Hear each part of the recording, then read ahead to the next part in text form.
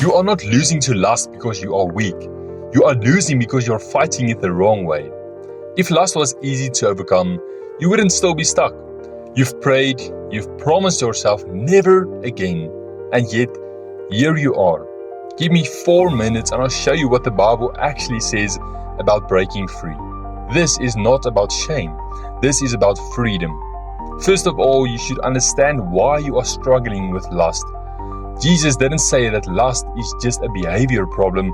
He said it's a heart problem. Matthew 5:28.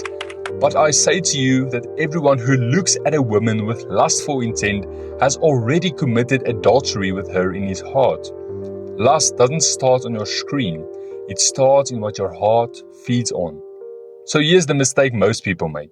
They fight lust with willpower, but they never change what fuels it. So how do you really overcome lust then? Here it is. First of all, starve what feeds lust. You cannot kill lust while feeding it. Romans 13 verse 14 says, But put on the Lord Jesus Christ and make no provision for the flesh to gratify its desires. Be honest, what apps, shows, music or accounts are quietly feeding this sin in your life? Delete, unfollow, block, not because you are weak, but because you are serious. Secondly, replace, don't just remove. If you remove lust, but don't replace it, it will come back stronger. Galatians 5:16 says, But I say, walk by the Spirit, and you will not gratify the desires of the flesh. Walking by the Spirit means filling your mind with new and better desires. Start your day with Scripture, not your phone. Memorize one verse that speaks directly to your struggle, and when temptation hits, speak it out loud. But thirdly, bring lust into the light. Lust grows in secrecy. It dies in the light.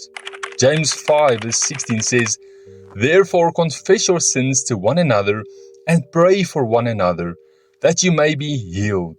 The prayer of a righteous person has great power and is working. Healing doesn't come from hiding better. It comes from being known. Find one godly person, tell the truth, ask for prayer, and ask for accountability. Lust is powerful, but Jesus is stronger.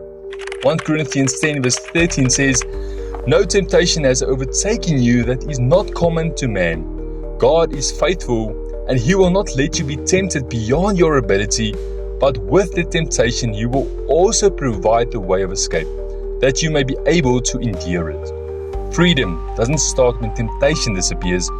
It starts when you stop fighting alone. If this helped you, stick around and share it with someone who also needs to hear this.